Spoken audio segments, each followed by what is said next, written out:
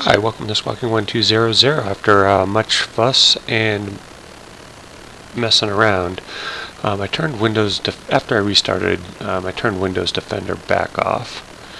I also reloaded the current aircraft. That seemed to fix some of my issues that I was having. It's been a little bit of a trial trying to get this second video done about a walkthrough comparison kind of to the Airfoil Labs. So we're going to go to walk around, and we're using the ASA book. It's the millionth time I've tried to go over this video, so it's a little bit maddening. This book.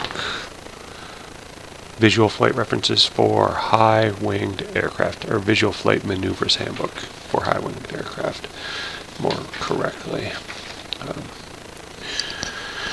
So the first thing you want to go through, you want to have your what's called AROWE, A-R-O-W-E, airworthiness, registration, owner's manual, weight and balance, and equipment list. You also want to have your valid pilot certificate and medical certificate as part of your flight checklist. So we're going to set the parking brake, set. We're going to remove the wheel lock, set. We are going to turn the ignition, make sure that is in the off position. We cannot look down in this view. Fuel selector to both. Alright, back to walk around. Let's say we're going to go master switch on. We're going to check our fuel. Alright, this is picking up because of the multiple saves and crashes that need to connect the battery. Alright, so now we're going to check our fuel. Plenty of fuel, 50%. Put the flaps down, and we are going to do a lights check. We're going to toggle the lights.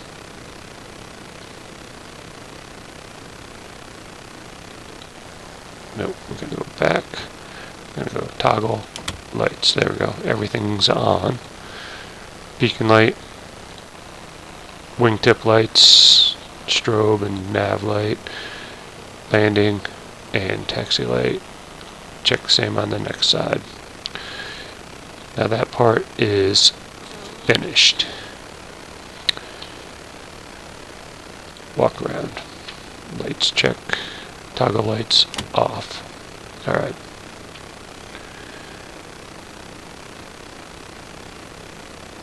So now what we want to do, we're going to do the external view and inspect the rest of the aircraft. I think it's back to pre-flight. So we're going to check off these: pilot's operating handbook, parking brake, avionics, ignition, master switch on, fuel quantities, we did that, flaps down, we did, fuel battery back off. So this sort of lights check is kind of integrated. Fuel selector, fuel valve in, selector on, static alt pressure check, trim neutral check. We're going to check the baggage door, and this is one thing that if the Airfoil Labs controls were a little bit better, I might enjoy it. The walk around feature, but this just jumps us right to this point. So we're going to check it's secure. We're going to check the elevator surfaces. It says keep pressed.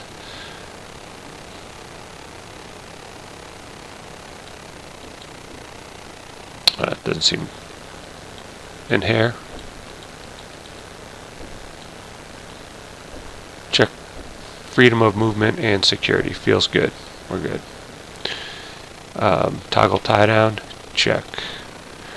We're going to check the emergency locator antenna. Looks good. It's not broken. It's not damaged in any way. We're going to check the flaps.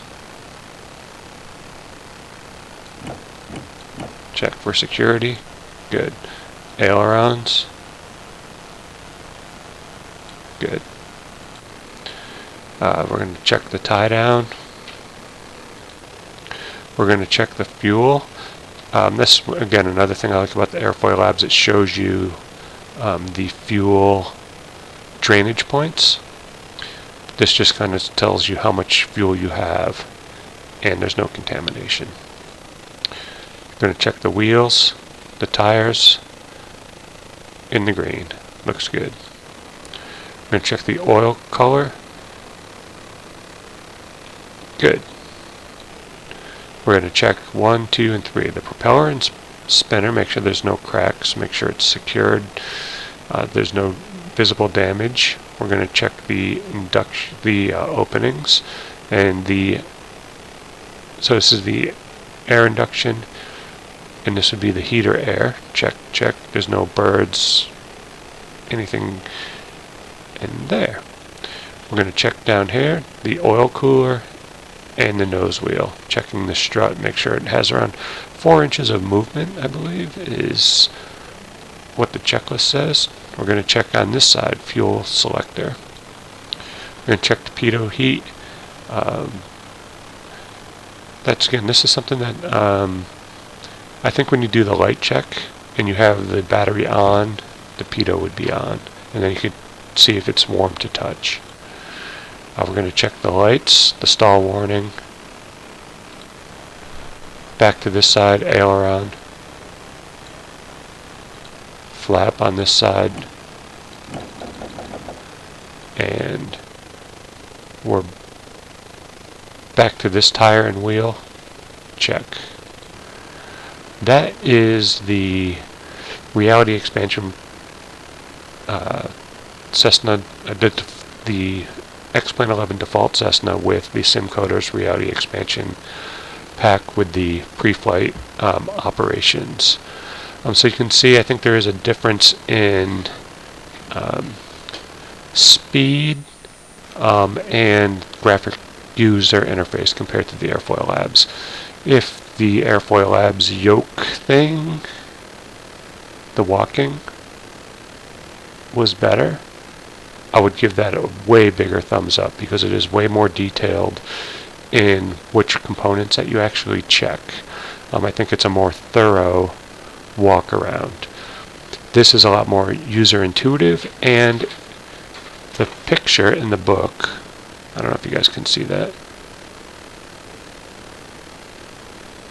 is actually what the reality expansion pack has. So it's modeled after this. It's kind of like the standard walk around 7-point procedures, probably.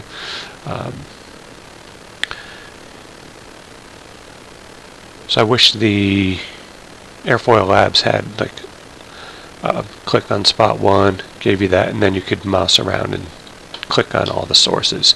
Go to step 2, click on all the sources, go through the checklist. So kind of the wrap-up assessment of Preflight is Airfoil Labs a little bit more detailed, Simcoders reality expansion pack faster, more intuitive. So that's Squawking 1200. I'm going to post both videos, and you can take a look at my frustration with the first one. And this one, I also forgot to mention that as you walk up to your aircraft, you want to check underneath the wings, underneath the front part, the cowling, underneath the engine, to see if there's any fluids. You want to see if it's leaning in any direction, indicating a flat tire or something's broken. You want to look for ice buildup, and just a general inspection of the aircraft. You just kind of give it the eye. Make sure nobody messed with your aircraft while it was tied down. So again, Squawking 1200. I will post the videos shortly. Thank you very much.